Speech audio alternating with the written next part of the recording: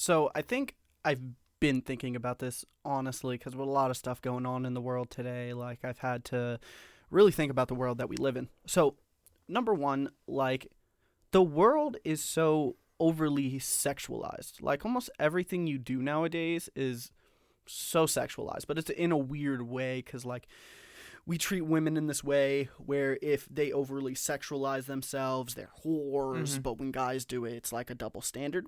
But it also leaves me to believe, like, think back to your childhood for real, right? I don't think anybody I ever knew got the sex talk. Like, you know what I mean? Like, everybody, like, there's this fabled story of the birds and the bees. But does anybody really get that? Like, who goes to their parents and sits them down and is like, I'm ready. yeah, tell me where the clit is. Like, it's just crazy. Like, what are you going to do when you have kids? How are you going to go about that? Well, to back that up, thinking about my childhood, I definitely learned about sex through either other people talking about it or movies and TVs, which could be why we're in a position where everything's so overly sexualized because you're getting it from TV. Like, I remember one time I came downstairs, my parents were watching Sopranos, and it was a sex scene, and I remember thinking, oh, this is what sex is, you know? Like, so you get this overly glorified sexual thing, you know? You don't get these birds and the bees, so you get your sex information from, 95, any females that I ever get with, 95% of what I know is from fucking porn. Right? 100%. Yeah. Well, no. I give it 95 because the other 5 is like experience of things that where you've somebody done like, already. I like this, not that, and you're like, oh, all right, I'll add that to my catalog. Yeah, Like, exactly. So- Yeah, I got some moves. I got a little bit of moves. A small amount of moves. and my parents, we've never talked about it ever. Like, there was No. never a sit down of like, hey, sex is a bad thing if you don't do it right. Like, there was none of that. Obviously, like, I knew. I'm an intelligent enough person to know I can't just be busting in anybody and expect life to just go on like, nothing. You know, I'm 20. I just turned 26. Goddamn, a couple of days ago. I'm 26 and I don't have kids. Thank God. Bless the Lord. But for my son or daughter, obviously, it'd be drastically different for the two, but Why is that, though? I feel like females definitely have more responsibility when it comes to being pregnant. Why? Because I mean, I get it. It's your body. It's things that's happening to you. Yeah, Things are yeah. happening to you that But aren't going to happen to a guy. females are gonna get the bad end of the stick, where males will get the good end of the stick. But Obviously, if you treat your sons like, but I'm not just talking me. Like, say he's in high school and they're like, "Oh, you got her pregnant. You smashing that? Nice." Like, it wouldn't.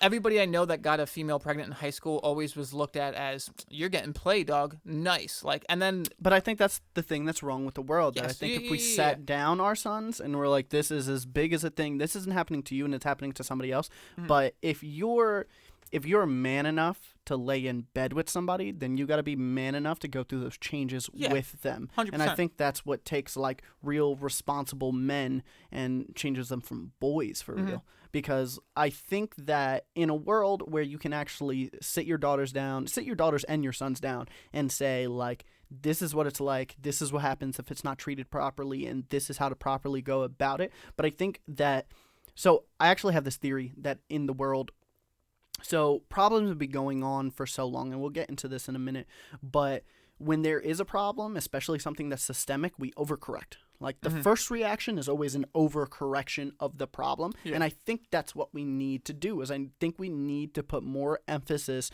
on young boys for the responsibility of what happens when you knock a bitch up. Because how many people do you know that got pregnant early where they're still together, where the man stayed? I know somebody who the man straight went to Florida and was like, I don't know who you are anymore. Oh my God. And that's another reason where I was saying the female talk would be a little bit different, because I feel the female... As far as I know, like, correct me if I'm wrong. I don't mean to, throw any stereotypes at anybody, but, like, I feel like the female is the one who, if something happens, the teenage males never take the kid. The teenage males, as far as I know, never get Males custody. usually don't get kids, period. So if you're going to get pregnant and say he does leave, if you're talking to your daughter, like, you need to prepare them for that situation of, like... Well, my God, you need to prepare yourself to help her raise that kid, because, like... Oh, me? I mean, like, if my daughter got pregnant? If you're the parent and your daughter gets pregnant and the guy is just out, Yeah, like, 100%. You're gonna have to take more responsibility probably than the daughter at first. Mm-hmm. Because, like, what does she know about raising a kid? You done raised 3. You better help. Mm-hmm. Mm-hmm. But I feel that. But I mean, also it is like we're talking about it now. We don't have kids. When you have kids, like I feel like every person thinks, oh, my parents did it this way. I'm gonna make sure I don't do it like that. But then when you have kids, it never really turns out like that. I feel. I think there's subtle changes. I think there's things that really affect you. You decide that you're gonna go change. I don't know. I don't have kids. Mm-hmm. Thank God. Yeah. Spiritu Santi. Like I think that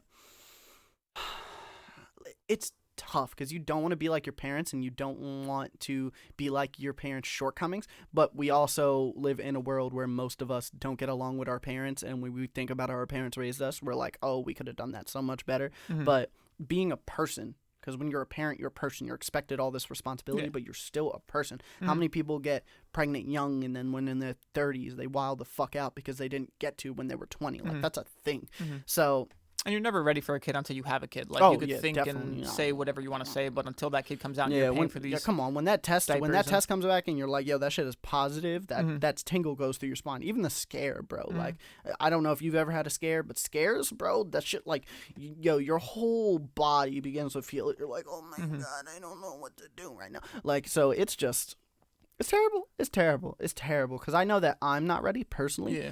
And I don't know if I'm ever going to be ready. I'm just a selfish person like that. I don't know how to give. I feel like kids also change you into that person, because once you have a kid, you need to need to change. Like, but if you had a kid, say you had a kid tomorrow, say your girl hit you up and was like, "Yo, I'm pregnant," you will have to change. Don't you fucking dare. But I'm saying you might be selfish now, but you would have to change, and that would be what changes. Be upset. You too. Another thing that I want to do if I ever had a kid is, I really want to change my lifestyle. That's another reason I don't want to have a kid, because I'm the kind of person where, like, for real, I work second shift. I don't roll out of bed until before 11:30, and saying that I get up at 11:30, that's being very, very gracious. Like, I eat a lot of candy. I drink a lot of soda. Like, I don't really work out as much as I should. There's a lot of things in my life that are kind of just let go by the wayside for the sake of random dice. So 3 days, no podcast, random dice. So I think that when I have a kid, personally, I want to make structural changes to my life because I want my kid to be healthy and I want my kid to live a correct life. And I think people just get so caught up in being a parent, especially when you're a parent early and it's overwhelming and you don't know what to do and you're working 2 jobs to kind of support. You're just like, there are things you turn a blind eye to because you're like, I don't have the energy to deal with that. So, like, I don't want to be that kind of person. So I also when I have a kid, I've always told myself I'm going to be as real as I could be with the kid, like about everything, like religion, like all of that, like, knowledge, like whatever he wants to do. Like, of course I'm going to be out here beatboxing with my son and freestyling, but like, I'm not going to be a person who tells him what he needs to do or tells him what he needs to think. And I mean, I'm a atheist or whatever you want to say I am. I don't know, who knows, changes every day, but like, I'm not going to force those things on my son. I'm not going to be like, nah, your idea of religion is not real. I'm going to be like, yo, listen, like, this is what life is. This is how you have to be in life. You got to treat others how you want to be treated, whatever. And like, I feel like kids don't get the ability to free think until they're almost 18, 19. Like, my parents told me what I had to and had to not do. Like, my dad went to church, so I went to church, and it was kind of like an idea that was forced onto me. That maybe even is the reason why I switched up later, but I don't go to church, so it's not, a thing that would happen, but I don't want to go to church and force my son to go to church because, I think it is right. Obviously some families who are very religious are very religious. Like, when you are very religious about a thing like that, of course you don't want your son going to hell or whatever, so like, you're going to do it. But I always told myself I'm going to be as real with my son as possible, and I would like to have that birds and the bees talk. It wouldn't be as nice. I'm going to be real about it and be like, listen, you could have sex. It feels great. It's dope, but like, these are the consequences that come with it, and I feel like that's what isn't happening. Your talk is so much more responsible than mine. I'm gonna be like, like one of those things you put on, like, this is the clit, and then anytime they ask me anything, it's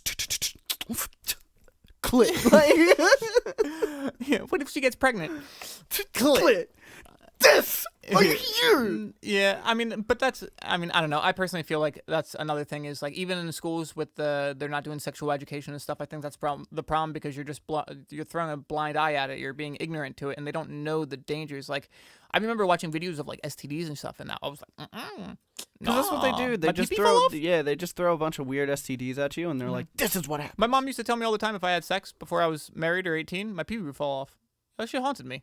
Like, come on now. Tina does look like the type. Yeah, she did. Yo, she did. And I remember the first time I told her I had sex, we were talking about something, and I looked at her and I was like, my pee-pee never fell off. And she was like, what? And I was like, my penis never fell off. Like, it's still here, and I'm chilling. Like, but that's how that went. But I feel like the ignorance is what causes the problems. Because if you're real about it and you understand the risks, like, if you're going to do it, they're going to do it. Yeah. Kids are going to do it. Yeah. Everybody has sex at some point. Well,